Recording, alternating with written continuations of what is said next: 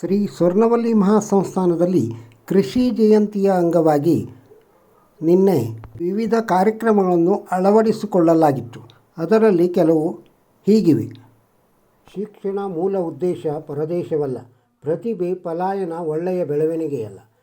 ಕೃಷಿ ಇಟ್ಟುಕೊಂಡೇ ಜೀವನ ಮುಂದುವರಿಸಬೇಕು, ನಮ್ಮ ಸಂಸ್ಕೃತಿ ಇಟ್ಟುಕೊಂಡೇ ಮುಂದೆ ಹೋಗಬೇಕು ಎಂದು ಸೋಂದಾ ಸ್ವರ್ಣವಲ್ಲೀ ಮಹಾಸಂಸ್ಥಾನ ಮಠಾಧೀಶ ಶ್ರೀ ಗಂಗಾಧರೇಂದ್ರ ಸರಸ್ವತಿ ಸ್ವಾಮೀಜಿ ನುಡಿದರು. ಅವರು ತಾಲೂಕಿನ ಸ್ವರ್ಣವಲ್ಲೀ ಮಹಾಸಂಸ್ಥಾನದಲ್ಲಿ ಬುಧವಾರ ಸಮಾರೋಪಗೊಂಡ ಕೃಷಿ ಜಯಂತಿಯಲ್ಲಿ ಸಾನ್ನಿಧ್ಯ ನೀಡಿ ಆಶೀರ್ವಚನ ನೀಡಿದರು. ಭಗವಂತನ ನರಸಿಂಹ ಅವತಾರವು ಮನುಷ್ಯನ ಬದುಕಿಗೆ ಪಾಠವಾಗಿದೆ.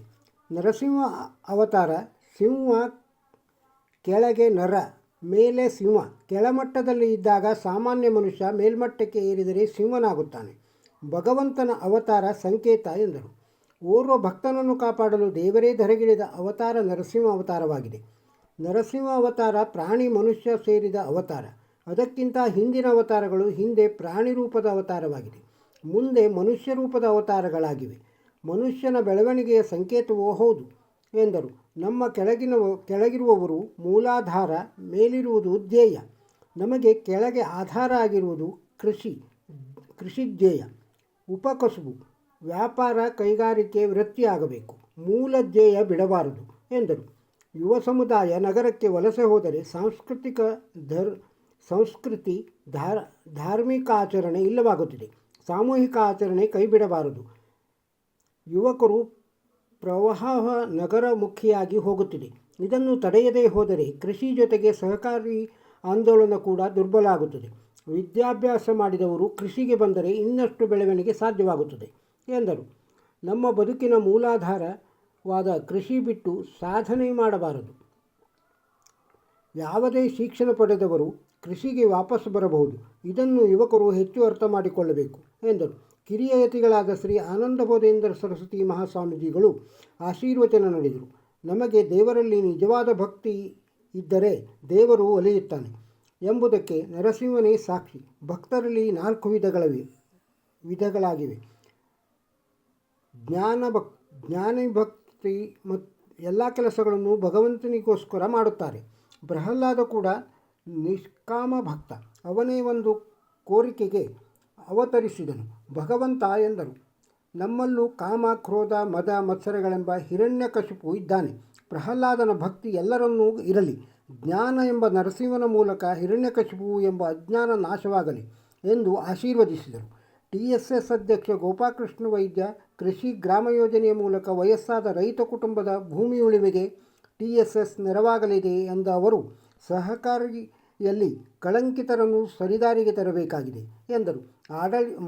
ಮಠದ ಆಡಳಿತ ಮಂಡಳಿ ಅಧ್ಯಕ್ಷ VN ಹೆಗಡೆ ಬೊಮ್ಮನಳ್ಳಿ, ಕಾರ್ಯದರ್ಶಿ GV ಹೆಗಡೆ ಗೊಡವೆಮನೆ, ಪ್ರತಿಷ್ಠಾನದ ಅಧ್ಯಕ್ಷ RN ಹೆಗಡೆ ಉಳ್ಳಿಕೊಪ್ಪ, ಕಾರ್ಯದರ್ಶಿ ಸುರೇಶ್ ಹಕ್ಕಿಮನೆ ಇದ್ದರು.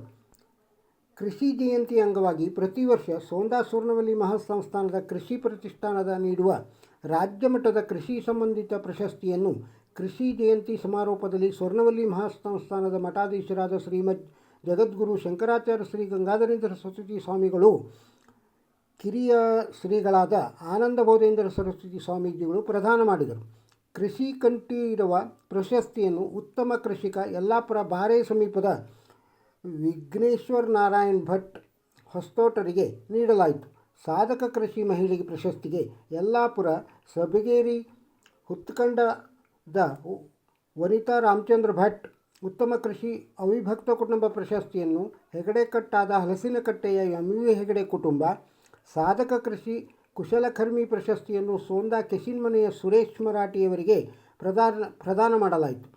TSS ಅಧ್ಯಕ್ಷ ಗೋಪಾಲಕೃಷ್ಣ ವೈದ್ಯ, ಶ್ರೀಮಠದ ಅಧ್ಯಕ್ಷ VN ಹೆಗಡೆ ಬೊಮ್ಮನಳ್ಳಿ, ಕಾರ್ಯದರ್ಶಿ GV ಹೆಗಡೆ ಗೊಡವೆಮನೆ, ಸ್ವರ್ಣವಲ್ಲೀ ಕೃಷಿ ಪ್ರತಿಷ್ಠಾನದ ಕಾರ್ಯಾಧ್ಯಕ್ಷ RN ಹೆಗಡೆ ಉಳ್ಳಿಕೊಪ್ಪ, ಕಾರ್ಯದರ್ಶಿ ಸುರೇಶ್ ಹಕ್ಕಿಮನೆ ಇದ್ದರು.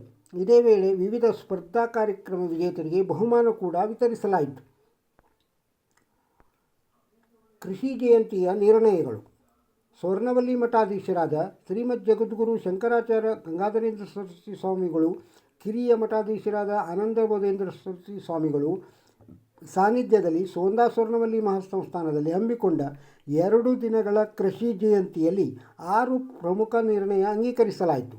ರೈತರಿಗೆ ತೋಟ ಗದ್ದೆಗಳಲ್ಲಿ ಅನೇಕ ಬೆಳೆಗಳನ್ನು ಬೆಳೆಯಲು ಸಾಕಷ್ಟು ಅವಕಾಶಗಳಿವೆ. ಆದರೆ ಕಾಡು ಪ್ರಾಣಿ ಹಾವಳಿಯಿಂದ ಸಾಧ್ಯವಾಗುತ್ತಿಲ್ಲ. ಹಿನ್ನೆಲೆಯಲ್ಲಿ ಈ ಕಾಡು ಪ್ರಾಣಿಗಳ ಹಾವಳಿಯಿಂದ ಶಾಶ್ವತ ಪರಿಹಾರ ದೊರಕಿಸಿಕೊಡುವಂತೆ ಸಂಬಂಧಪಟ್ಟ ಇಲಾಖೆಗೆ ಸರ್ಕಾರಕ್ಕೆ ಒತ್ತಾಯಿಸಲಾಯಿತು. ರೈತರು ಬೆಟ್ಟ ಭೂಮಿಯನ್ನು ಕೃಷಿಗಾಗಿ ಬಳಸುತ್ತಿದ್ದು, ಇತ್ತೀಚಿನ ದಿನಗಳಲ್ಲಿ ಪಹಣಿಯಲ್ಲಿ ಬಖರಾಬ್ ನಮೂದಿಸಿ ಅರಣ್ಯೀಕರಣಕ್ಕೆ ಮುಂದಾಗುತ್ತಿರುವುದನ್ನು ಗಮನಿಸಿದ ಈ ಸಮಾವೇಶ ಒಕ್ಕೊರಲಿನಿಂದ ವಿರೋಧಿಸಿ ಪಹಣಿಯಲ್ಲಿ ಬಖರಾಬ್ ದಾಖಲಾತಿಯನ್ನು ಕೈಬಿಡುವಂತೆ ಸರ್ಕಾರಕ್ಕೆ ಆಗ್ರಹಿಸಿತು. ಇಂದಿನ ಯುಗದಲ್ಲಿ ಯುವ ಪೀಳಿಗೆ ಕೃಷಿ ಕ್ಷೇತ್ರದಲ್ಲಿ ತೊಡಗಿಸಿಕೊಳ್ಳುವಂತೆ ಕರೆ ನೀಡಿದ ಕೃಷಿ ಜಯಂತಿ ಕೃಷಿ ಕ್ಷೇತ್ರದಲ್ಲಿ ಉತ್ತಮ ಆದಾಯವಿದ್ದು ನೆಮ್ಮದಿಯ ಜೀವನ ಸಾಗಿಸಲು ಸಾಕಷ್ಟು ಅವಕಾಶವಿದ್ದರೂ ಯುವ ಸಮುದಾಯ ಶಹರ ಜೀವನ ನಡೆಸಲು ಪೇಟೆ ಪಟ್ಟಣಗಳ ಬಣ್ಣದ ಬದುಕಿಗೆ ಮಾರು ಹೋಗುತ್ತಿವೆ. ಕೃಷಿಯಲ್ಲಿ ತೊಡಗುವ ಯುವಕ ಯುವತಿಯರಿಗೆ ಸರ್ಕಾರದಿಂದ ವಿಶೇಷ ಮಾನ್ಯತೆ ಸವಲತ್ತುಗಳು ಸಿಗುವಂತೆ ಒತ್ತಾಯಿಸಿತು. ಗೋಸೇವೆಗಳ ಉಪಯೋಗ, ಹೈನು ಕೃಷಿ ಮಹತ್ವ ಅರಿತಿದ್ದರೂ ಗೋಸಾಕಾಣಿಕೆ ಬದಲು ಗೋ ಉತ್ಪನ್ನಗಳನ್ನು ಕೊಂಡುಕೊಳ್ಳುವ ಪರಿಪಾಠಕ್ಕೆ ಮುಂದಾಗಿರುವ ಸಮುದಾಯಕ್ಕೆ ಕೃಷಿ ಕ್ಷೇತ್ರಕ್ಕೆ ಪೂರಕವಾಗಿರುವ ದನಗಳನ್ನು ಸಾಕಿ ಕೃಷಿ ಕಾರ್ಯದಲ್ಲಿ ಮುನ್ನಡೆಯುವಂತೆ ಹಾಗೂ ರೈತರಿಗೆ ರಸಮೇವು ಮತ್ತು ಕರುಗಳ ಆಹಾರ ರಿಯಾಯಿತಿ ದರದಲ್ಲಿ ಸಿಗುವಂತೆ ಆಗಬೇಕು ಎಂದು ಆಗ್ರಹಿಸಲಾಯಿತು. ನಮ್ಮ ಭಾಗದಲ್ಲಿ ಬೇಸಿಗೆಯ ನೀರಿನ ಬರವನ್ನು ಹೋಗಲಾಡಿಸಲು ಹಳ್ಳ ತೊರೆಗಳಿಗೆ ಅರೆ ಶಾಶ್ವತ ಕಟ್ಟುಗಳನ್ನು ಹಾಕಲು ಸರ್ಕಾರ ವಿಶೇಷ ಯೋಜನೆಗಳನ್ನು ಒದಗಿಸಬೇಕು. ಹಳ್ಳಿಗಾಡಿನಲ್ಲಿ ಸರ್ಕಾರಿ ಕೆರೆಗಳನ್ನು ವ್ಯವಸ್ಥಿತವಾಗಿ ಹೂಳು ತೆಗೆದು ನೀರಾವರಿಗೆ ಅನುಕೂಲವಾಗುವಂತೆ ಮಾಡಲು ಒತ್ತಾಯಿಸಲಾಯಿತು. ಖರ್ಚು ನಿರ್ವಹಣೆ ಸಂಬಂಧಿಸಿ ಕೃಷಿ ಕಾರ್ಮಿಕರ ಅವಲಂಬನೆ ತಗ್ಗಿಸಲು ಯಂತ್ರೋಪಕರಣ ಬಳಕೆ ಬಗ್ಗೆ ಸಂಶೋಧನೆ ಹಾಗೂ ಏರುತ್ತಿರುವ ಕೃಷಿ ಕಾರ್ಮಿಕರ ವೇತನ ನಿಭಾಯಿಸಲು ಸರ್ಕಾರ ನರೇಗಾ ಯೋಜನೆಯ ಸಹಾಯಕ್ಕೆ ಬರಬೇಕು. ಜೊತೆಯಲ್ಲಿ ರೋಗ ನಿರೋಧಕ ಕ್ರಮಗಳ ಸಾಮೂಹಿಕವಾಗಿ ಕೈಗೆತ್ತಿಕೊಳ್ಳಬೇಕೆಂದು ಆಗ್ರಹಿಸಲಾಯಿತು. ಈ ಕಾರ್ಯಕ್ರಮದ ಕೆಲವು ವಿವರ ಮತ್ತು ಹಾಗೂ ಕೆಲವು ಫೋಟೋಗಳನ್ನು ಹಾಕಿದ್ದೇನೆ. ನಿಮಗೆ ಇಷ್ಟವಾಗಿದ್ದರೆ ಒಂದು ಲೈಕ್ ಕೊಡಿ, ಬೇರೆಯವರಿಗೂ ಶೇರ್ ಮಾಡಿ. ಸಬ್ಸ್ಕ್ರೈಬ್ ಆಗದಿದ್ದರೆ ಸಬ್ಸ್ಕ್ರೈಬ್ ಆಗಿ. ನಮಸ್ಕಾರ.